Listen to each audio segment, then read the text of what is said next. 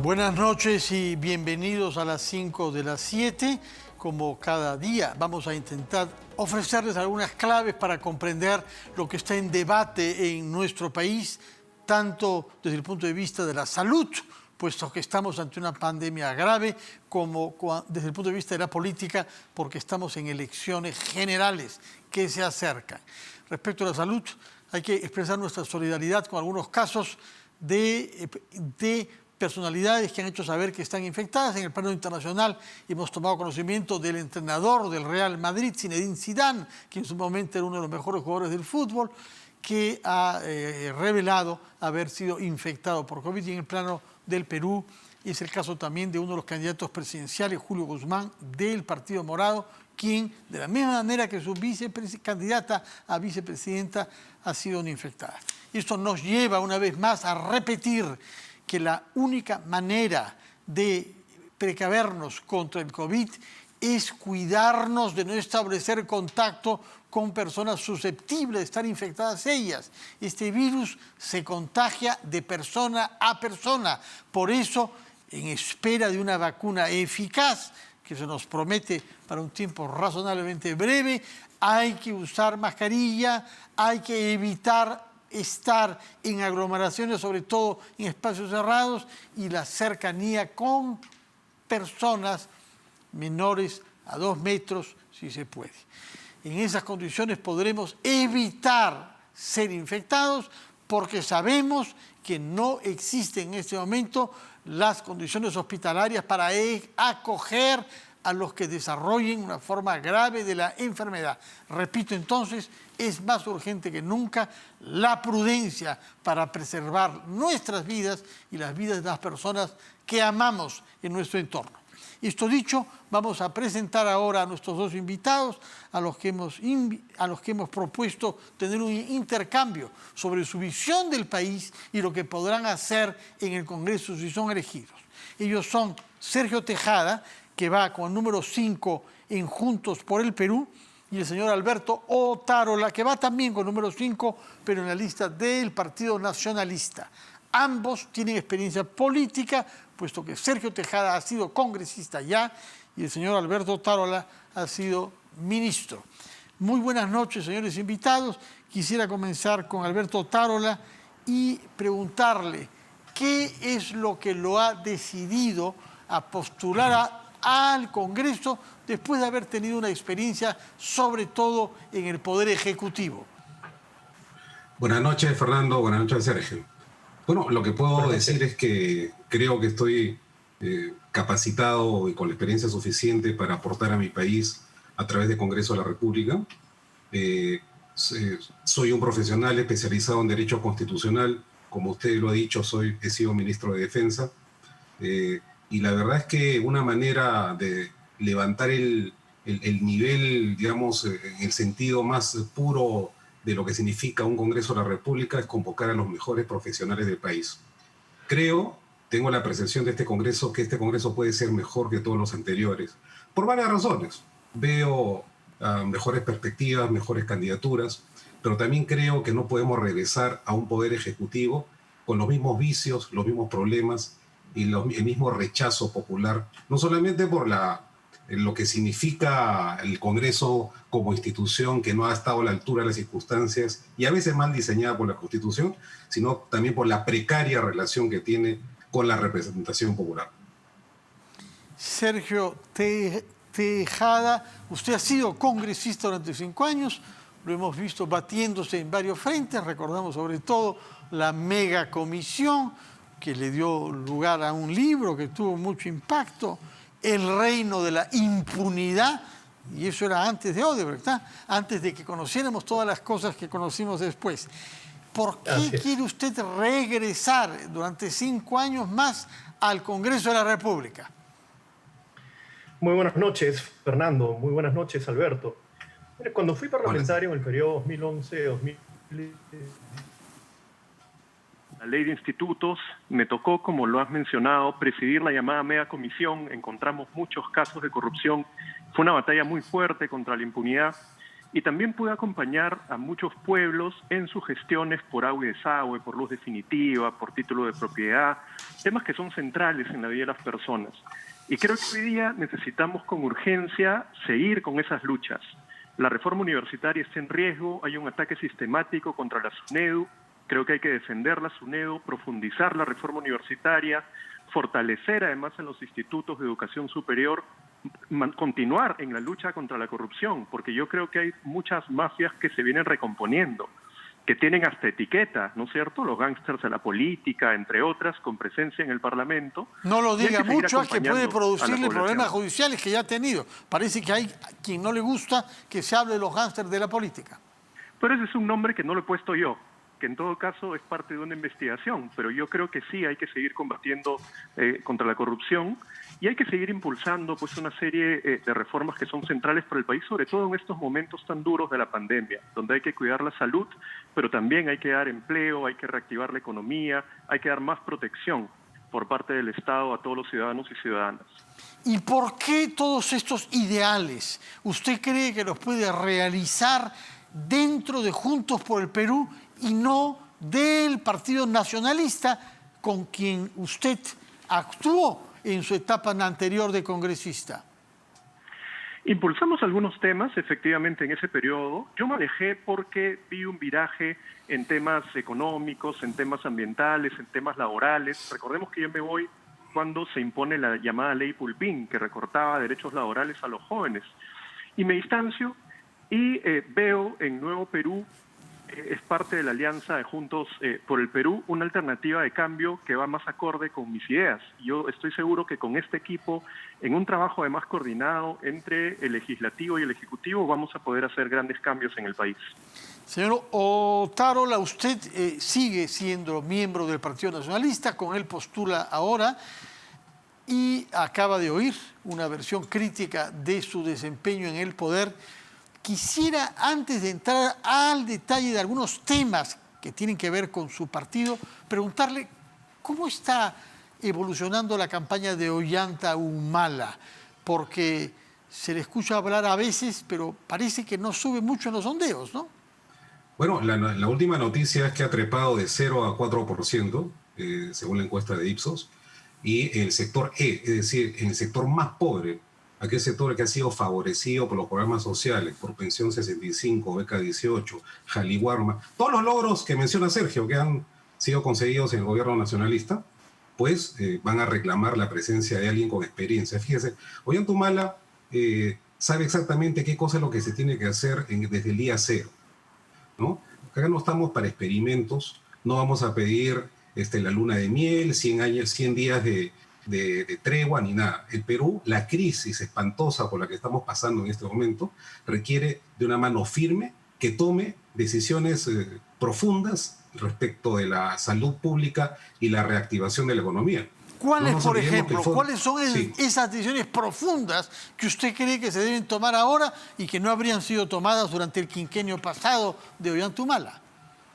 Bueno, yo creo que la nueva Constitución, ¿no?, es una necesidad que surge del reclamo de las calles y no hacia un camino irresponsable o de regreso al pasado o estatista, sino una Constitución que mejore el capítulo económico y que incorpore derechos que la ciudadanía requiere de que se reconozcan en el texto constitucional, porque de otra manera no pueden ser conquistados a lo largo de este devenir histórico que significa el proceso de conquistas populares a través de la Constitución.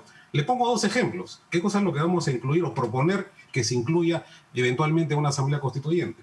El derecho de acceso al agua potable, ¿no? Casi un tercio del país no tiene agua potable.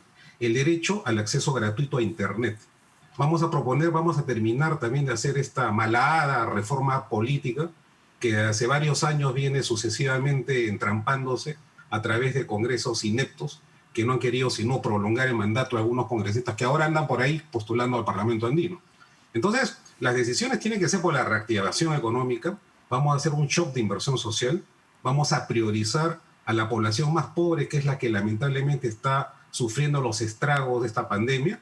Y sobre todo a través del relanzamiento de los programas sociales, vamos a ir hacia una igualdad formal plena en varios derechos que han sido perdidos lamentablemente. El último, solamente para concluir, el país lo sabe, este gobierno ha decidido no darle más fondos económicos a los programas educativos para los estudiantes de alta calificación, ¿no? Esos 14 centros de alta especialización que fueron creados durante el gobierno nacionalista están siendo afectados por una decisión que consideramos equivocada y sumamente grave.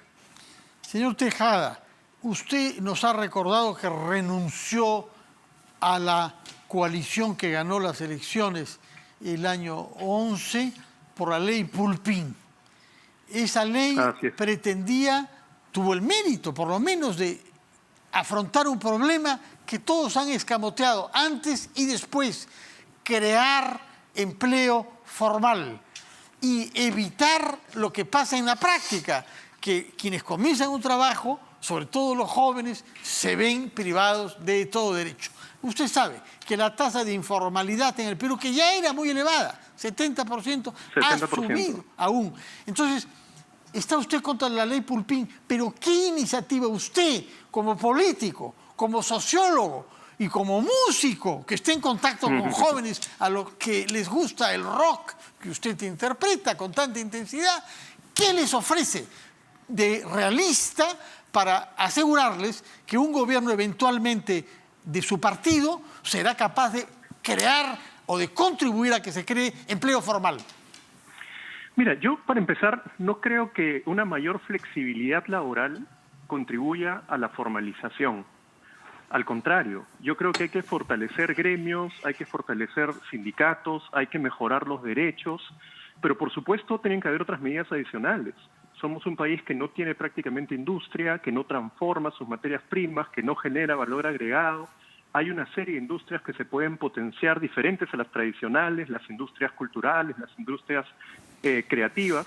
Hoy día, por ejemplo, estuve conversando brevemente con una dirigente de trabajadores ambulantes y me decía, nosotros nos queremos formalizar, pero no nos dan ningún apoyo y más bien nos quitan la mercadería, nos persiguen. Yo creo que si el Estado diera un mayor apoyo, si les diera todas las facilidades para formalizarse, se podría formalizar una gran cantidad de la población sin necesidad de recurrir al recorte de derechos. Eso es lo que nosotros rechazamos. ¿Y cómo reacciona cuando le hablan sobre experiencias como la alemana, en donde un gobierno de izquierda, el de Gerhard Schröder, hizo reformas laborales gracias a los cuales Angela Merkel ha podido gobernar durante este largo reino, creando más empleo que nunca? Y ella, de derecha, reconoce que las reformas fueron audazmente hechas por un gobierno de izquierda socialdemócrata. Bueno, está muy bien. En general, las socialdemocracias en Europa han aportado muchísimo a los derechos sociales, a los derechos laborales, han transformado la relación entre Estado, sociedad y mercado. Nosotros recogemos parte de esa experiencia. Aquí nomás en Uruguay, por ejemplo, la alternativa de formalización no ha sido la flexibilización, ha sido fortalecer también las capacidades de los trabajadores.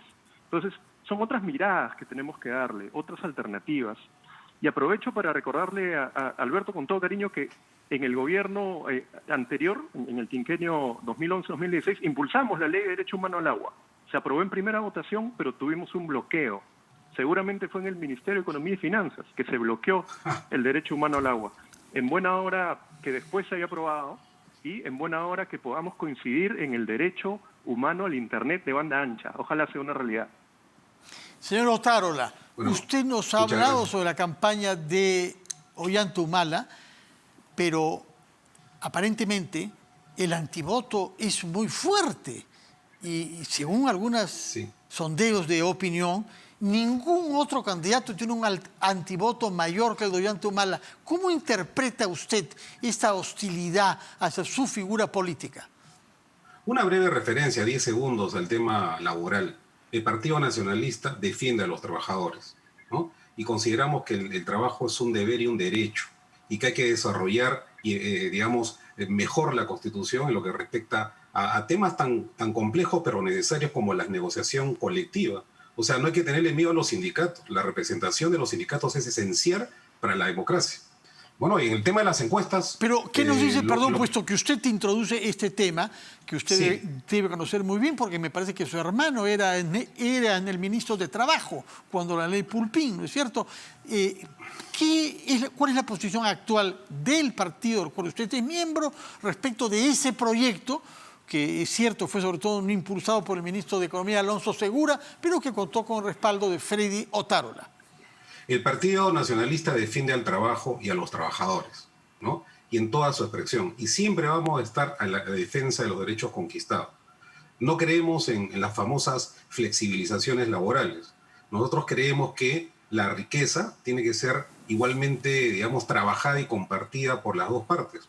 Yo he sido abogado por muchos años de muchísimos sindicatos, grandes, medianos y pequeños, y sé los problemas laborales que existen en este momento en el país. La solución no es morigerar derechos o restarlos como pretende, lamentablemente, instituciones como CEVIR, otras instituciones que se han opuesto a algunas normas que se han estado debatiendo en el Congreso, sino que también tenemos que proponer hacer una modernización de las relaciones laborales a través de la revisión de la legislación, sobre todo, pero también teniendo en cuenta que el Tribunal Constitucional tiene una amplia jurisprudencia que ha desarrollado e implementado estos temas que en el momento fueron confusos. Por ejemplo, ya se pronunció sobre el despido arbitrario, ya se pronunció sobre la estabilidad laboral, se ha pronunciado sobre las relaciones colectivas, en fin.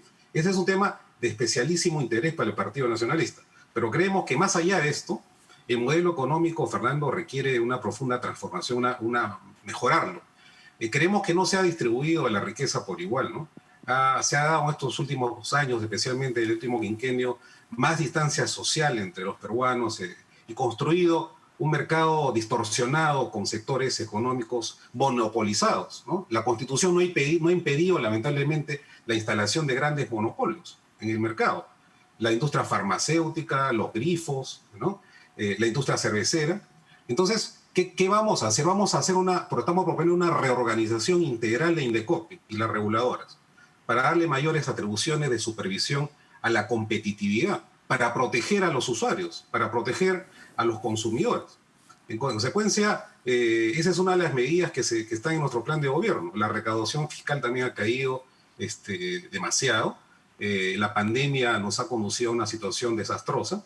Entonces, también habrá que hacer una reforma tributaria, porque nuestro país tiene una de las más bajas presiones tributarias de la región, ¿no? Entre el 13 y el 14%. Entonces, y finalmente, si me lo permite, vamos a promover la eliminación de las exoneraciones tributarias a sectores como la educación, sobre todo a las universidades privadas, que tienen que pagar, ¿no? Que el gobierno nacionalista pagará los impuestos que corresponden como cualquier empresa privada, porque en eso se han convertido, ¿no? En consecuencia, queremos una profunda reforma económica, pero siempre pensando hacia adelante, porque tenemos experiencia de gobierno. Vamos a mejorar lo que ya hemos hecho bien.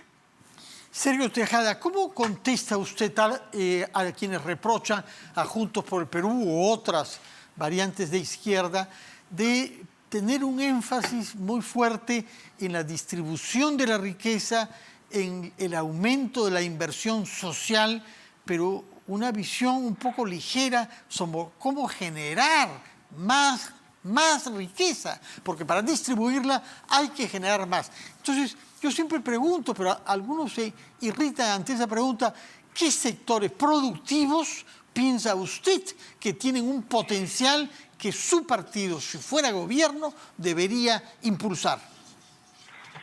Mira, nosotros hemos propuesto, por ejemplo, la segunda reforma agraria, que pasa por tecnificar, modernizar el agro, no solamente ver la agricultura en la costa, sino también en su diversidad, en la sierra y en la selva. Ese es un sector que puede dar muchísimo más.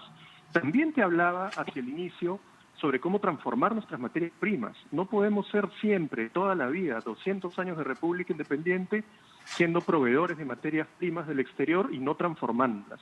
Ahí se podría generar una enorme industria que daría mucho trabajo. Y también impulsando nuevas industrias. Hablamos de las industrias creativas, las industrias culturales.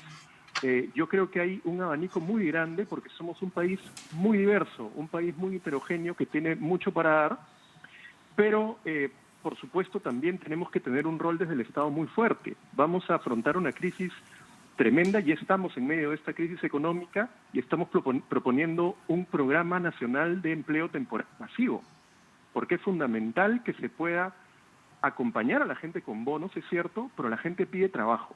Cuando uno conversa con la gente en las calles, dice, sí, el bono nos ayuda, pero queremos trabajo. Entonces tenemos que hacer algo desde el Estado en este momento, hasta salir de esta crisis, para poder potenciar el empleo. Alberto Otárola, Si fuera usted gobierno y tuviesen que priorizar rápido, en el primer año de gobierno, 3 grandes proyectos de infraestructura, ¿cuáles priorizaría usted de acuerdo a lo que su plan de gobierno prevé? Fernando, este ha sido un quinquenio perdido. Hemos perdido todos los logaritmos económicos, la estabilidad macroeconómica ha sido, digamos, No todos, hemos perdido hay más todos los exportación niveles. agrícola que nunca. Hemos crecido, incluso pero bueno, durante la pandemia. También antes de la pandemia. Sí. Son más de 800 proyectos de infraestructura que están paralizados en este momento. Entonces, se tiene que destrabar toda esa inmensa posibilidad para la generación de empleo, el pago de impuestos, la repotenciación de las empresas, ¿no? Entonces, ¿qué cosa es lo que se está haciendo con estos grandes proyectos? No le menciono 3, le menciono 800 grandes, medianos y pequeños. Pero 800 grandes no hay del mismo volumen, que cueste $1.000 millones de dólares o más. ¿No? Sí, hay que concluir todo el plan inicial de los ramales del tren en Lima, ¿no? Se tiene que implementar asimismo, y lo creemos en algún momento porque es una deuda con el sur, con Arequipa y con Cusco, el proyecto del gasoducto. Tiene que regresar la discusión sobre el gas más barato para el sur. Todos los días recibimos mensajes de los compatriotas de Puno, del Cusco, de los valles altoandinos, que reclaman precios más justos para el gas, y vamos a retomar ese debate, ¿no? O sea, gasoducto del sur 1, Metro de Lima 2. Sí, un tercero falta. Y vamos a terminar de tender la red dorsal, por ejemplo, que fue una de las grandes visiones del presidente Humala cuando inició este proyecto para lograr precisamente el Internet gratuito para todos los peruanos.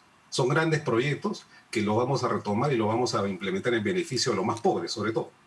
Sergio Tejada, usted, ¿cuáles serían esos 3 proyectos de inversión que serían un legado del cual usted, la izquierda, pudiera sentirse orgullosa?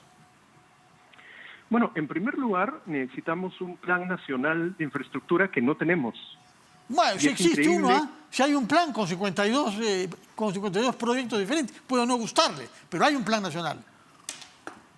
Bueno, a ver, hay experiencias que se han realizado con universidades, hay propuestas, pero necesitamos un trabajo más desarrollado con cuáles son las necesidades de infraestructura del país para los próximos 30 años. Sí coincido con que tenemos que ver el tema del metro, hay que ampliarlo, hay muchas obras de transporte importantes que hay que hacer para conectar el país.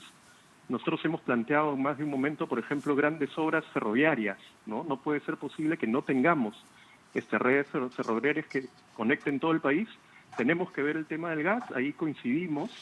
Hoy día está subiendo el precio del gas y eso está poniendo también en más riesgo la situación de las familias, y hay que ver de qué manera se va a abordar el tema del gasoducto del sur. Por supuesto que ahorita está paralizado y entiendo que va a afrontar, pues, es parte de un proceso y no se ve todavía una salida en ese tema, lamentablemente.